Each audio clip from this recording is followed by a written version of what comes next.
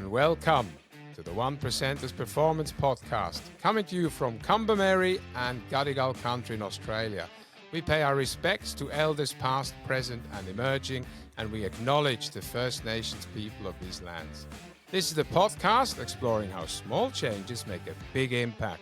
I'm Mario Buchs, and together with my co-host Tim Buxton, we'll discover the unseen edges of peak performance to help athletes, teams and leaders unlock their exponential growth. And now, it's time to dive in and find the 1% that changes everything.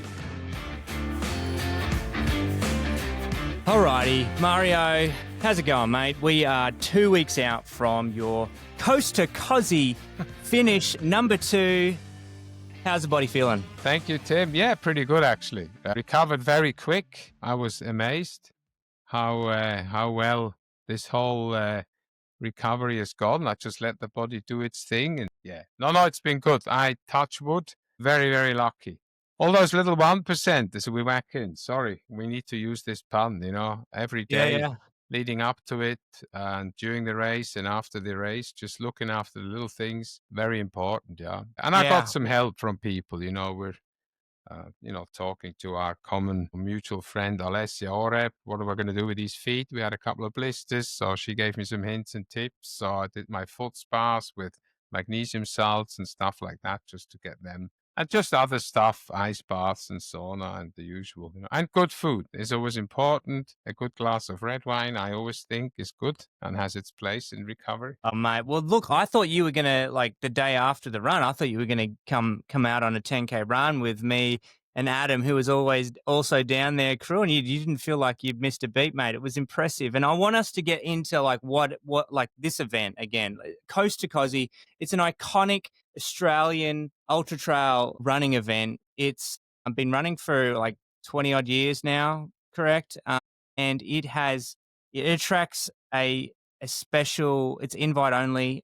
There were 68, I think, almost 70 runners this year, and a lot of people get invited back to do it again. It is 240 kilometers from the ocean, from Eden in New South Wales, all the way to Australia's highest point in Mount Kosciuszko National Park, at the peak there at Mount Kosciuszko. And you're running nonstop. I think on your run, you took a nap for 10 minutes.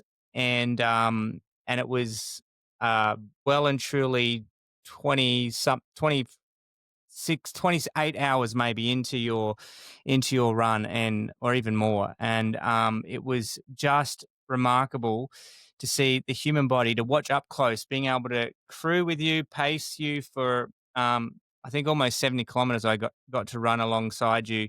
So I got to witness up close what the human body can do. And not just you, all the other runners and teams that you'd kind of pass and interact with along the way. It is an incredible experience, an incredible event.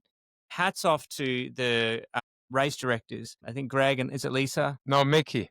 Greg and Mickey, that's right. Greg and Mickey, phenomenal job. And just the way that this community comes together, phenomenal. But let's take people inside this kind of experience that you had. This was the second time you've done it. First time you got a inclement weather finish, so you didn't get to summit to the top. You get to Charlotte's Pass, which is the end of the road, basically, and you got a summit.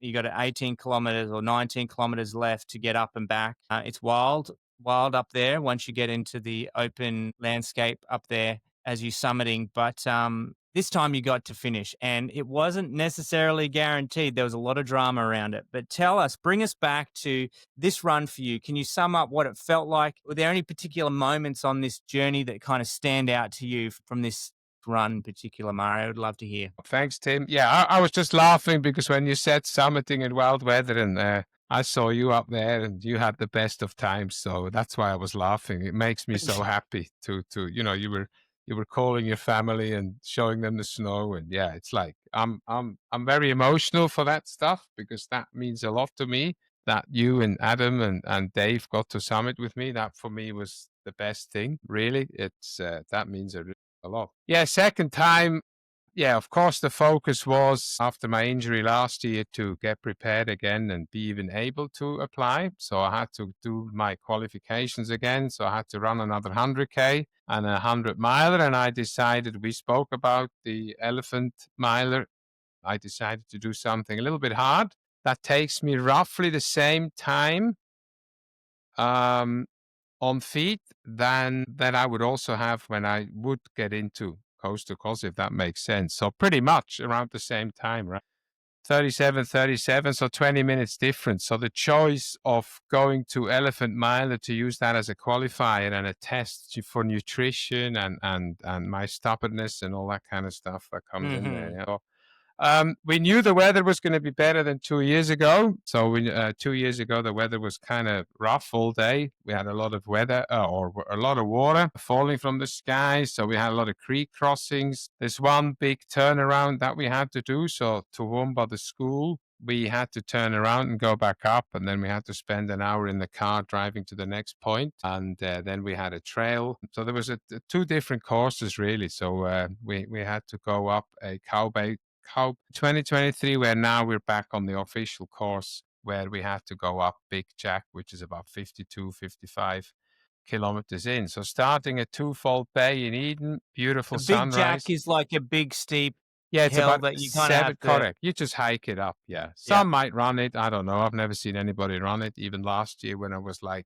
Kai and I were walking and we were second place overall at the top. So no one was running. We were all hiking it. Maybe the guy at the front. He was running it. But we, yeah, so Big Jack is just a long hike. And there you have to have a pacer. So it's mandatory because it's a narrow fire trail. And Yeah. obviously cars are not allowed to stop. So this is where you carry all your food and water that you need for that 1 hour and 10 or 1 hour and 30 minutes, whatever it takes you to get up there. So you took my poles and Dave and he had some water and I had my little pack and off we went. And then at the top I had a good feed and then it's pretty much a little bit of a rolling downhill. So that's pretty much where I think the race starts. You get to Big Jack, hike it up. You run through Toowoomba, which is beautiful. So there was now 68 cars plus the directors. So that was beautiful to see. So you run through this little village and you had all these cars and everybody cheering. And that was quite nice, knowing that that's probably the last time you see so many humans in one place, other than Mm. Sunday morning when we all go for breakfast. But the crew that started with me, they were able to get breakfast there. And I think overall they raised $4,000 for the school, So which is good. beautiful. Yeah. So again, just a good event. But back to the start, beautiful ceremony, Aboriginal, owners of the land, very respectful, the usual fire. And then the sun was rising at 5:30 and it was just, yeah, fantastic. So, yeah. So you told me, I remember you said you wanted to go touch the water, and as you went and touched the water, what happened? Yeah, so I got flooded. So my shoes were wet. So I didn't tell So you anybody. started the 240-kilometer With race wet on the shoes beach and wet with wet, socks. soggy shoes, and And it was a dry amazing. day, yeah. So I mean, they soon dried, so it wasn't. Yeah, I just thought So it was a good omen. Just touch the water because then we knew there was going to be snow at the top, which we then also touched. So I just thought exactly. within a 30-something hour period, we're going to touch the water, and powered by my own body, I will then go and touch snow. So that for me was a little bit mystical. I thought, yeah, let's do it because everybody was lining up for the start.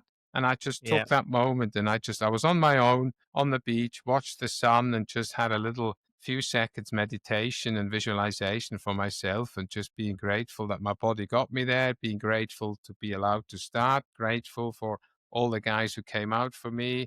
Sue, my wife, my friends, you guys were on the way already by that time, or you were on the way flying to Sydney and stuff. So I was just full of gratitude. I thought, hey, what better way to start than just touch the water? And as I wanted to touch the water, there was a little mini wave came through and I couldn't get out of the way. So my, Uh, my shoes got flooded.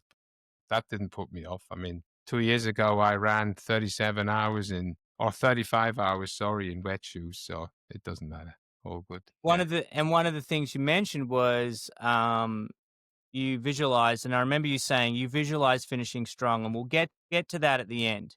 You visualize, but I think it's important to have, thinking through the process of what you do, pairing and going through these incredible events because, they're an experience. It's a journey that you're about to go on. as we'll find out, there's lots of highs, there's lows. You never know when you're going to need to come up with a challenge or an unexpected setback that you're going to have to troubleshoot and work through. What was one of those first moments on the race where you're like, okay, I need to kind of go to my tool bag and tweak things up because you were very well prepared. I mean, let's picture this. You've got this beautiful, picture like a high ace kind of minivan with at the back there's drawers filled with all different kinds of medical supplies and nutrition trays and meals, a couple of different eskies with different purposes. Obviously, everyone had all their gear and stuff that they were carrying with them in the truck, in the van as well. But very well organized setup with chairs so that when you need to take a break or need to kind of adjust something or sit down for a meal to eat again, you could easily set this thing up in plenty good time. So you've got this well-oiled machine, you've got everything planned out, you've got spreadsheets with what meal needs to be ready at what time and stage of the race. But not everything goes perfectly to plan, and nor do you expect it to. You just have to have a plan to start with. Can you think of a point in time when you're like, hang on, let's mix things up, or this is what I need, this is what we're gonna have to do now? Something really simple, actually. I plan to have a wrap every 5 hours, so it's just something that I really like. I like wraps, so I like my wraps and hummus Mm, and that's my main lunch. Usually a salad and a wrap with something in it, and with falafel. And the first one I took after 5 hours because. The good thing is when you're ready, your first few hours do pass pretty well, but it did get warm-ish, not hot. So last year was a mm, lot hotter, but it got warm and that first one I had to like really fight to get it down. So there was my first mental note where I said, yeah, I might need to just let the guys know this might not be what I need every 5 hours. We might need to, go to something a little bit easier, like oranges or bananas or whatever there was. But that's okay because we made them up prior, or Sue made them up prior, and Dave had the great idea. So crew chief Dave, he just heated them up on the engine. They were in yeah, alufoil. Clever idea, So I think after about probably 6, 7 hours, yeah, it was before Big Jack. I knew a few of the runners in the field, and I knew I should not be ahead of some people, which I wasn't, which was good. But I wasn't able to stick with two or three guys that I thought I should stick with in the beginning. That would give me just a good pace. It didn't worry me at all, but I was already thinking, okay, what am I going to feel like in 12 hours? So that was a bit the start where I'm like, okay, let's just conserve some energy. This time I also decided to use my heart rate as a gauge. And the heart rate was really high in the beginning, which was weird. But I just put that down to adrenaline and excitement. So when I say in the beginning in a race like that, the beginning is several hours, not the first 5 minutes, right? yeah, So as soon as I pushed a little bit, it went a little bit higher than it should. So I'm like, okay, let's just stay behind. Then obviously I had to let a few guys go, but some people stop longer than others. So there's always these guys who stop like every 30 minutes for like 2 or 3 minutes. But my plan was just to walk through. So I didn't really take notice of the van. For me, that van doesn't even exist until I really need it. And I need to sit down, which was rare, but I did use it, that chair. So yeah, you just work through things. You get rid of Big Jack. You start running there. I felt really good. And then you come to it's a village called Cathcart. So that's pretty much the last time people can get any supplies other than Jindabyne a lot later in the race. yeah, So I think the guys took advantage of the shop. There's a little shop there. In hot years, they run out of ice. So the top crews get there first and get some ice and a cold Coke and an icicle or something like that. So, and then there's a road running out of Cathcart, and I remember that's tough because it's pretty straight, and like I said, it got a little bit warmer, so I already started cooling down. We went with ice bandana immediately because that was the plan. Like you said, have a plan until you don't have one. But luckily, we were able to stick to it for the whole duration of the race. So get the Legionnaire's hat on, cool that down with water and stuff, and just stay cool. And I was wearing the arm sleeves from the beginning until we changed into a different shirt much later in the race. yeah. So these arm sleeves were great. So they were cooling me in the heat, and they were keeping me warm when it got a little bit Shout cooler. out to Spalms Absolutely, on that one. Spams, and then the Legionnaires hat from Fractel. So Fractal. yes, we took advantage of all the goodies what we learned in Iraq. So yeah, Yeah. yeah. So So yeah, I joined into you at about 100 kilometers in, which is the first point in which you well, at that point we knew we'd be able to kind of take on board and replace your wife and some of the other crew members who had got you to that, the 100K mark. There's I think it's the Dead Tree. that tree is 102. Correct. Yeah. Dead Tree 102. So that's when I got to see you. You were pretty strong. Things were going to plan. I think shout out to people on teams, crews on teams like Dave. Like these are the analytical guys, the people that don't miss a beat, very detailed. Because the first bit, you're pretty like you can make a lot of decisions. You're pretty lucid. I would say you are very lucid the whole time, but there comes a point in time when you need to make sure the crew aren't distracted in any point in time, that they're really paying close attention to your needs and are ready to respond immediately.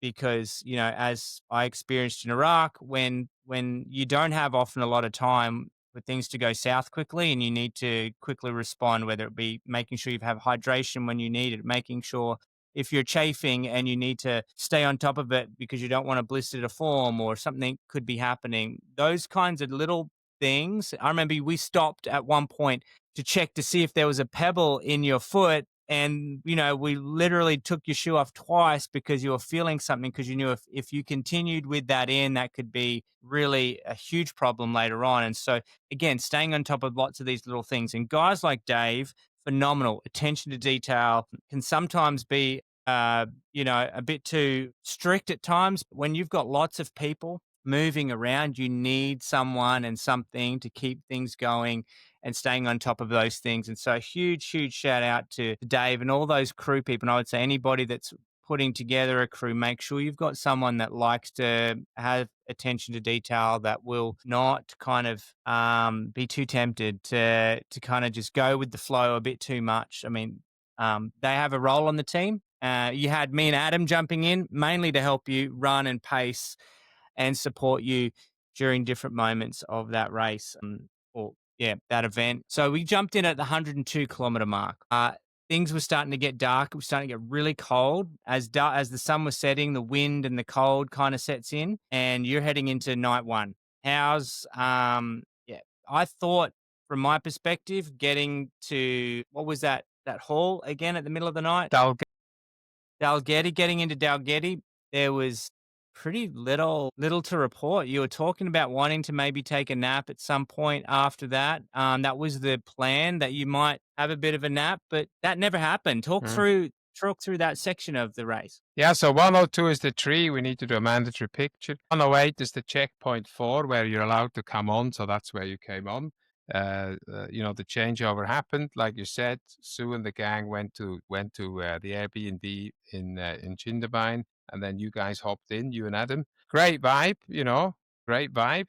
It was good. It was like, yep, there's some energy. There's these energizer bunnies are coming, and for Dave, it was great. Dave then knew, okay, great. I don't need to focus too much on the running part. That's covered, because he's done a hell of a lot of running in the last 2 years. For me and Kai last year, for him, it was great to just say, okay, this is how we operate. And you're absolutely right. One guy has to make the last decision, and he's responsible for that runner. If you've got 4 people with 8 hands trying to feed you something, there has to be that one guy who is just over the top strict, which is exactly what you need to be in that position. Because this is like a project at work. It's not about your own ego and your boss's ego and everybody else's ego. This is about getting that project, which this run is. It's a project, to the finish line or to the end of the project. And that doesn't matter who does what. Everybody chips in, but someone has to be the lead, right? This is why you choose a crew chief. Yeah, so we went into the night. I just wanted to mention that, it's important, and to underline what you said. For me, it's important, or it's good to know that you've immediately noticed that there is this dynamic where there is someone who knows what's going on. And he's crewed me in every race anyway. Yeah, I think the night section I actually like, because it's just so serene, and the environment, and It's just you're running through a beautiful part, and I think we didn't have a lot of cloud cover, so that we did see some stars, especially you and I. It was We had some good magical. conversations. It just put us into a good frame. And yeah, it's just one foot in front of the other. Run as much as you can. I wanted to run more than last time, which I achieved. My quads were working really well. My legs were really good. Yeah, you're right. Some of the things kind of. So you actually hit the road. So at 108, it's road from there on in until Charlotte Pass, where you go back on gravel. So you've got 100 and something kilometers of road running after you've done all the Mm, gravel bit. And the camber gets a little bit easier to run on as well, because on that gravel, the camber is pretty. So your hips get a beating, especially the left hip, because it's always like on the up and shorter. And that's also yeah, the shoe, and that's also where all my hot spots were, and where I thought I had something in there, and probably I didn't, but there was a hot spot coming, and I do attack it. Yeah, pretty smooth sailing. I just wanted to make sure you guys got fed in Dalgety. Apparently this year they had 4 different types of soups, which is fantastic. The it last was time I was good. there, The bread rolls were amazing. I think I awesome, ate 4 and took another 3 on the road with me. perfect. So, That's what that if they ran Dalgety out of is. bread rolls, I'm sorry, it's my fault. It's yeah, it's so important that the crews get fed in there. I mean, And I went to the hole because I needed the toilet.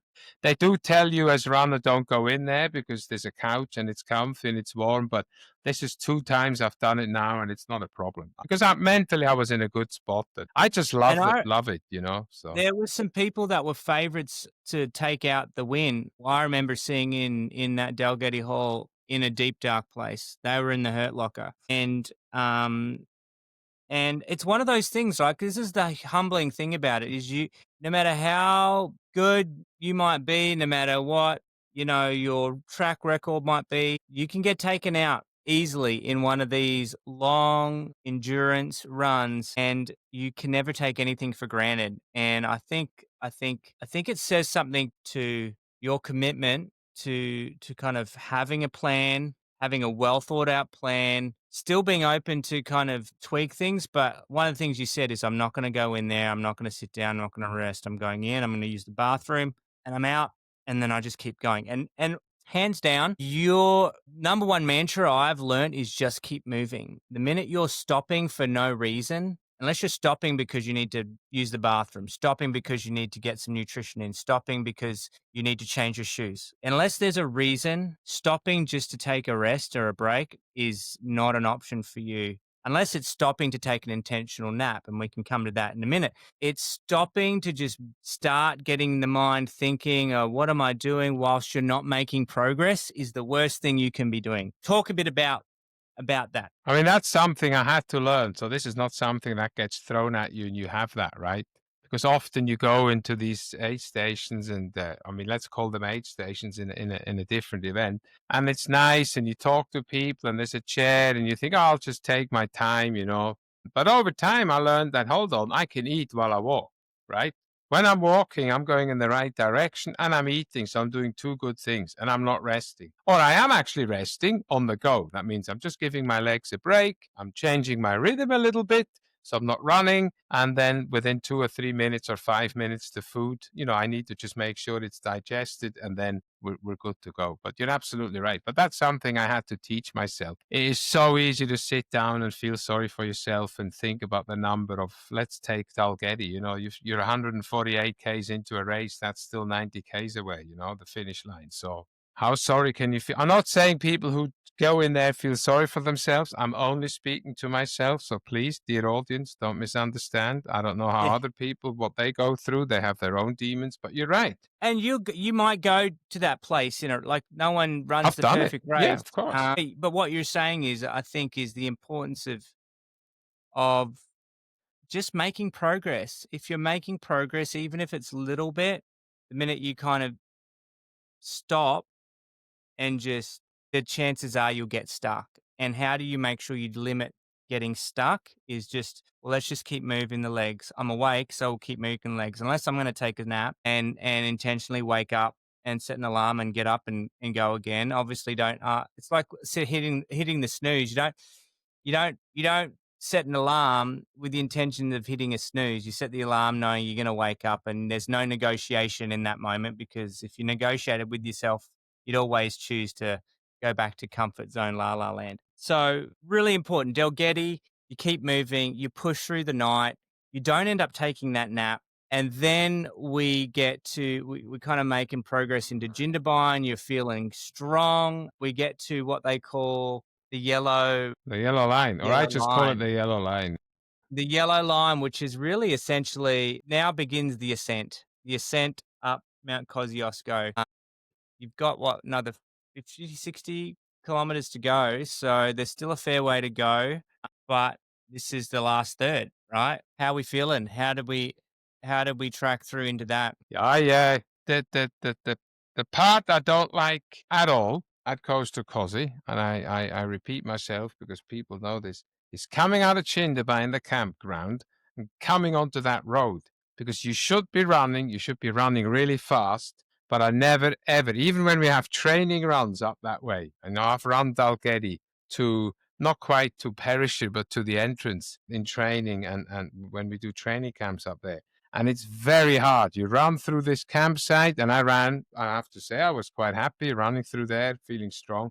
And then you come out of there, and I'm like, it was good. I saw Sue again because that was the first time I saw her again because she came back on board at that at that checkpoint. And I'm like, yes, now I need to go, but it's just not, yeah. And it's a long way because until you then really start going up, because it's still white, the line, and then it goes yellow after the bridge. So there's that downhill which we ran. That's when we changed the shoes, where I then made the decision, that's it. I need to change something. Although I went from the same shoe to the newer model, not even a newer model, just a newer pair of shoes. It was the same shoe, new sock, and we looped up again. There was two blisters happening. I know one didn't hurt, the other one was a little bit getting cranky. We've also found out now why that was. So because I'm a little bit analytical when races, nothing ever goes perfect.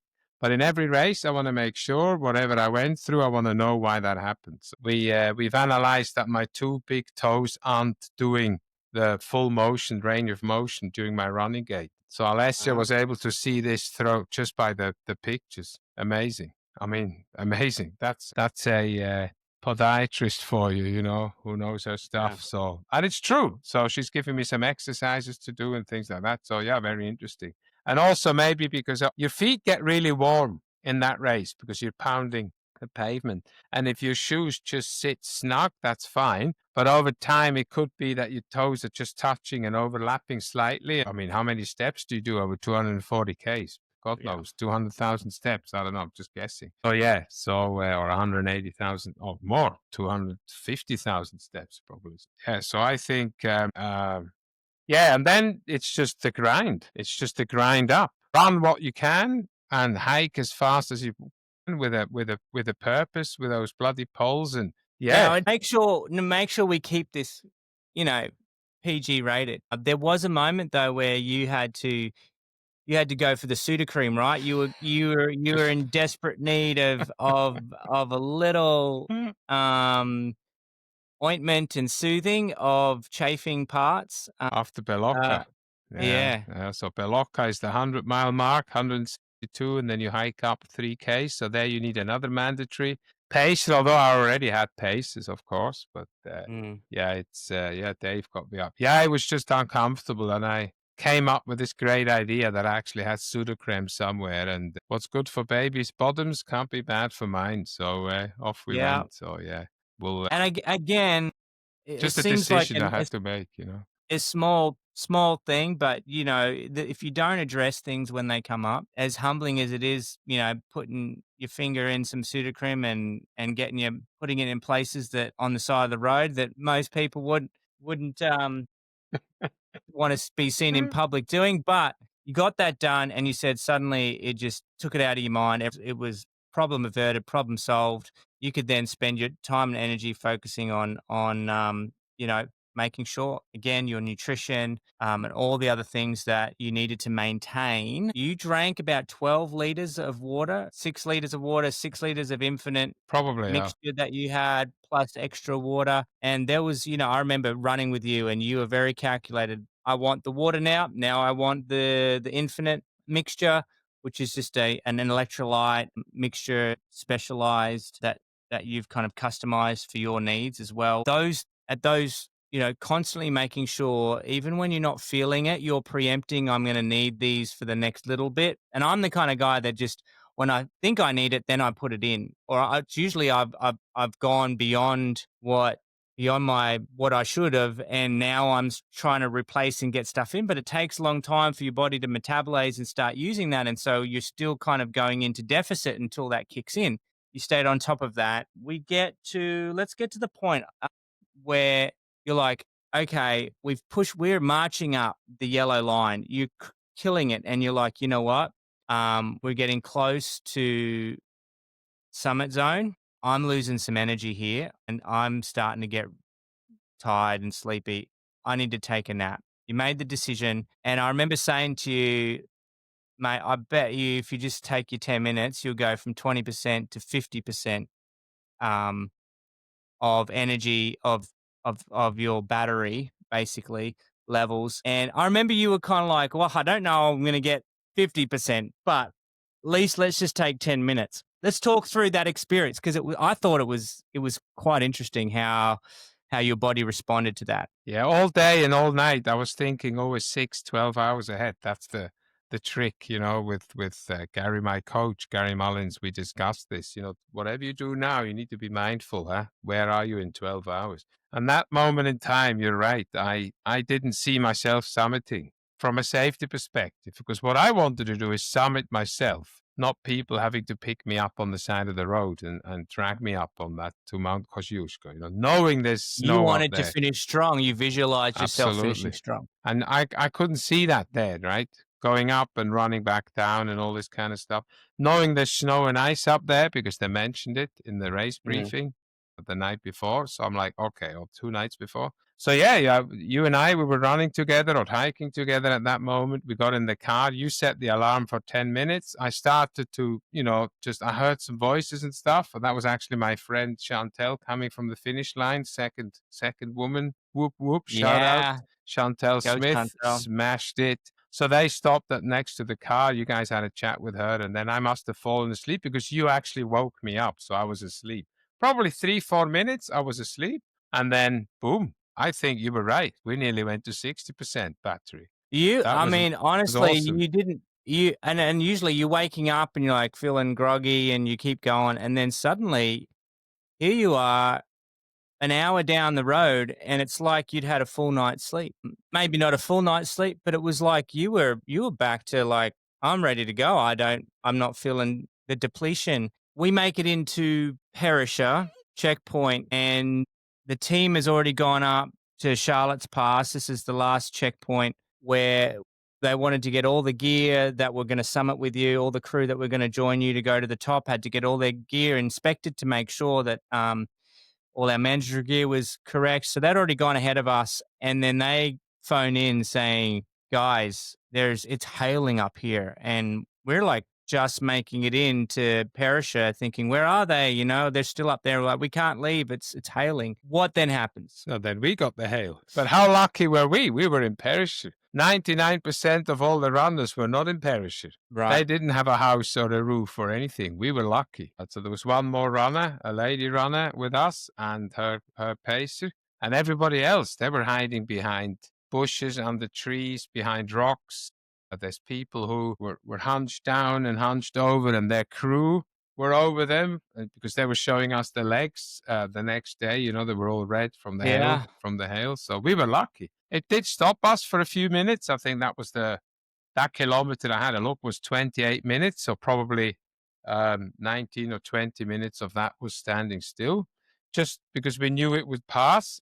And I didn't have my gear on, so I had to wait. But the guys came, so we kept a positive face and you filmed it and we had a lot of fun there. It was good because you said, now it's on. The summit is now on because we've now just got the bad weather. Now we can summit. And you were so right.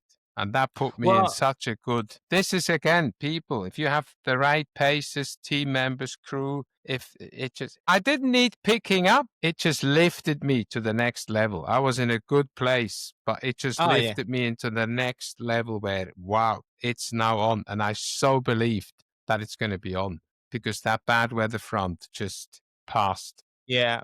down the mountain. and they paused the people summiting. People were on the top getting belted by hail. Once they'd paused it, there was people that were saying we can't let anyone up. It was the chances that they wouldn't open it back up for people to summit again. There was a lot of uncertainties, and one of the things we noticed is like things can come and go very quickly at this altitude. Weather changes quickly. And I think it's important to do it in endurance. It's kind of like being operating at high altitude. Things can change quickly in a long endurance race. Like your body can plummet quickly. Things can also pick up quickly. Like it's amazing like you said, what can happen. And as we were sitting there, and it's absolutely bucketing with hail, slushy machine felt like it was pouring down off the roof ahead of us. I was like, you know what? If it's better this happening now than happening later, and this could be the last wild weather front that comes through. And sure enough, perfect timing. Like I jump in the car ahead of you at that point. I swap over. Adam brings you to Charlotte Pass. Perfect timing. As soon as you roll into Charlotte Pass, the final checkpoint, what happens? They make an announcement. We're on. The races, people can go summit again. And so without even skipping a beat, you went straight. There were people that were waiting for an hour, 2 hours in their cars, waiting to be allowed to continue to go. And it was just, I guess, one of great fortune for you, and something that I think you say you can't time this any better, right? We start making the ascent. Magical. The pictures and the videos are just amazing. What was it like making that final summit, and take us there on that final 5-6 Ks home? Just amazing. It's the best thing ever. It's what we trained for, what I trained for, what I visualized, what I really wanted. All the 4 a.m. alarm clocks, and waking half the house up, and all the uncomfortable long runs every weekend, and all the strength work in the gym, and all the mobility in front of the TV, and all the food I had to make sure was the right energy we put in, and 8 weeks of no drop of alcohol. And yeah, it just all came together. It says, okay, this is why we did all this. And then I had the right people around me, positive, having fun. The vibe was just fantastic. I didn't have the energy anymore like you to jump around, but inside of me, I was like what you were doing. So you were actually doing visually what I was. The personification of what Yes, you were thinking. absolutely. And here we get 10 Ks up. The last 5-6 Ks though, we have to traverse very snowy, icy passes just to get around to the top. And I almost felt like there's going to be some cruel twist of fate. This isn't over yet. The drama isn't over yet. As we're like slipping and sliding across in our running shoes. Thankfully, we had poles with us, and there were people that had gone up without poles, and it was still quite precarious.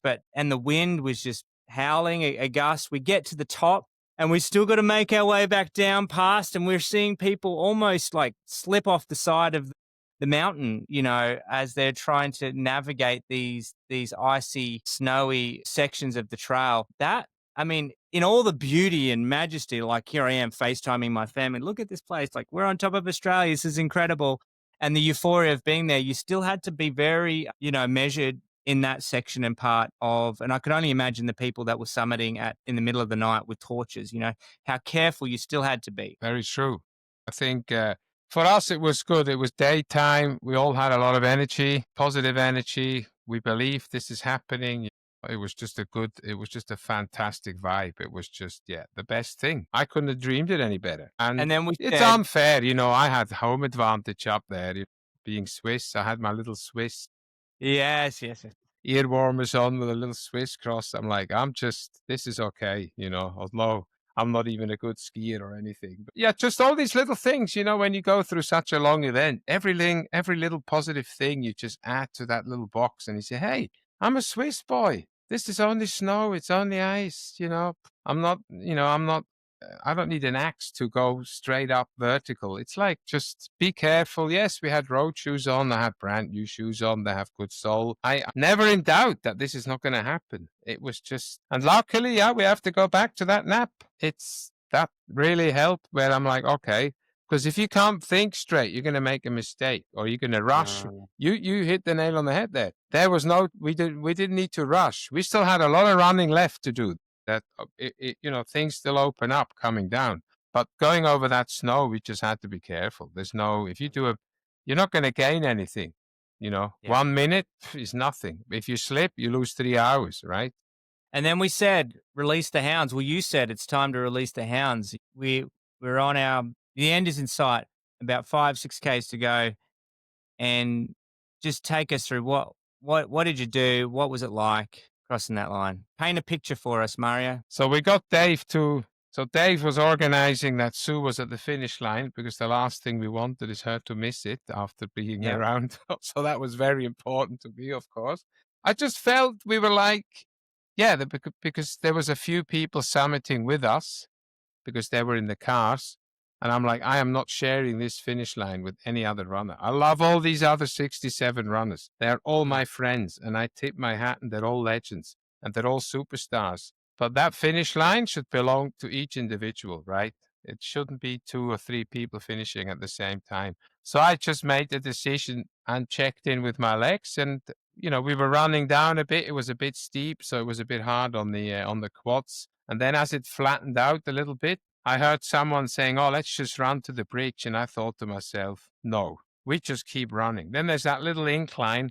And I gave myself another 50 meters to walk. And then I said, now we're off. And then I said, we are not stopping. And then we released Adam to go and get Sue in the car because we never received her SMS back because obviously she did send it, but we didn't receive it. So we just wanted to make sure. So young Adam was allowed to hit a few sub 4 minute Ks to get Sue, but Sue was luckily there at the finish line, and it was just the best. Incredible. The guys were there, and a few other people and runners that just finished, and the race directors, of course, Greg and Mickey. Huge shout out, great event. Embracing us and making sure we get a ribbon, at the end like everyone else does. So just great, and your picture of finishing strong, like running across. For all that, I think it was just such a well executed, well planned, and just a testimony to all the hard work that you put in over the year to kind of peak at this event. And I stand in awe again, being up close to see and watch what it takes, all the people involved, the crews that have to stay up all night as well to make sure they're driving, to make sure that you've got to make sure that it all comes together, and then the celebration at the end with everybody the next day, the camaraderie, the spirit amongst the people. I think humility and resilience and community, which is part of their values as a Coast to Kosci community, really shone through. Just something that I'll never forget. It kind of put a thought into me that one day, certainly not next year or anytime too soon, I wouldn't mind being part of this community of people to complete a Coast to Kosci. It's a special event, and thanks for taking us inside and the Coast to Kosci according to Mario Buchs. Just quickly as we round things out, you're feeling good now. The recovery's fine. What's on the horizon? Oh, I think I'd like to keep this fitness in a way. Look after myself, get through Christmas and stuff, and allowing myself to just drop a little bit things, but. And I'm back in the gym. I've already done 3 sessions this week just to see how much we can lift. And it's a good way to find out where we're at, No big plan or no big event next year. Waiting for Western States lottery to happen next weekend. I'm actually in coach mode at the moment, which is nice. I can just focus. I always focus on my runners, but more. There's people now, as we're talking, competing in the Kosci 100 and the Kosci Mile. Kosci 100. So that's happening now. Correct. Exciting. So my focus is on that. The good thing is I've already got 2 races next year planned. So one's Coast to Kosci, 6 foot, and then later in the year I got into Sydney Marathon, so something a little bit shorter. And then I'll plan it out January, February. We'll see if there's something big. My dream race 2027 would probably be Badwater. I'll make this quite public here. Badwater Oh, 135. he just dropped it. Bad water. Here we go. Don't tell the wife. Yeah, yeah, it's just a dream of mine I hope to. she doesn't listen to our podcast. You never know. She might be our biggest fan. Yeah. I think, yeah, just something that really excites me. Yeah.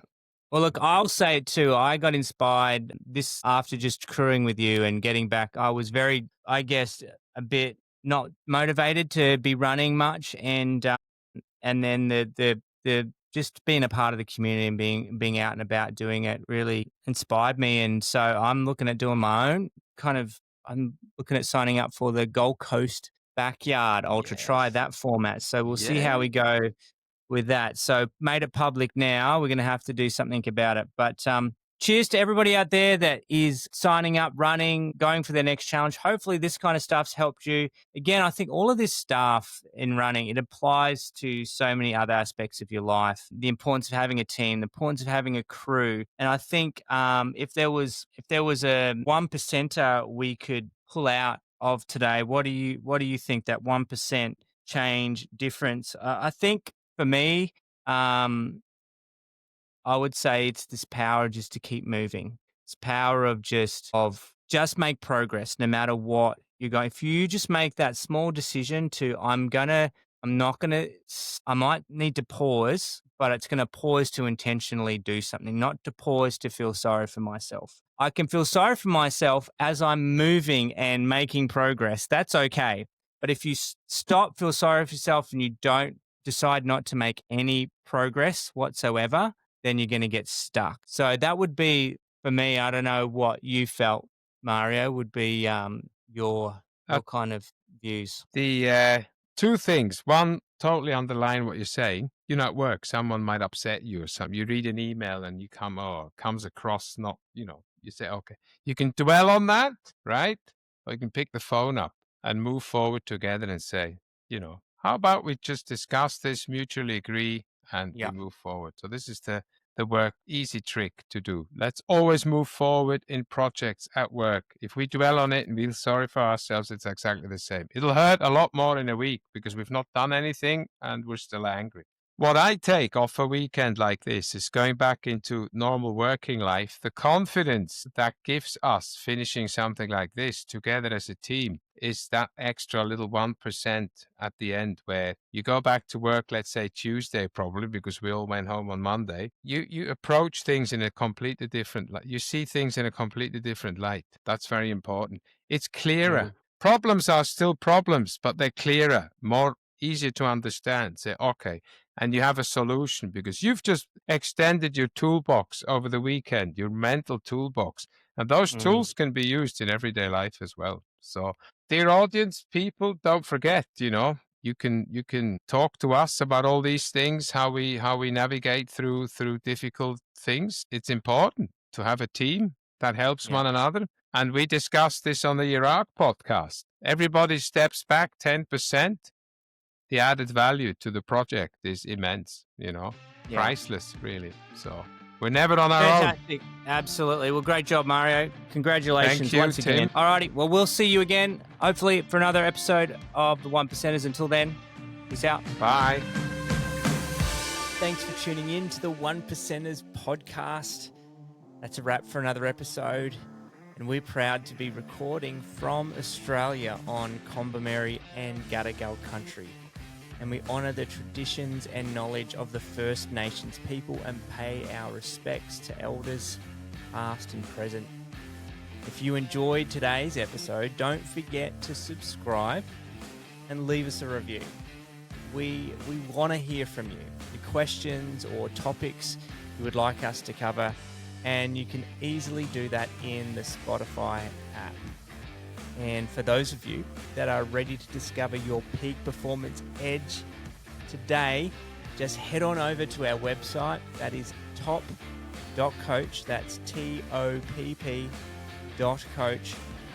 And start unlocking your unlimited potential with us today. We would love to work with you. And that's it for now. Until next time, what are you waiting for?